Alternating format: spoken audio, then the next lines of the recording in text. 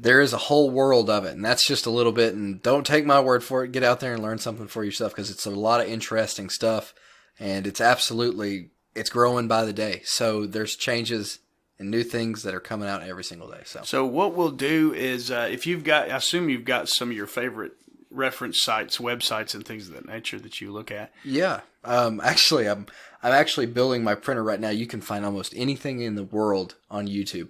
I found somebody who's building a ground-up printer. It's called toms3d.com.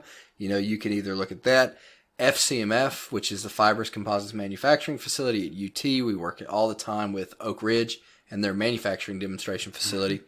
They're great resources. They're local, and they're always willing to help. There's people who get paid to get new ideas and try them out. So absolutely reach out to them. Reach out to us. We can get you connected with stuff like that, and we would love to have some new ideas coming in. Perfect.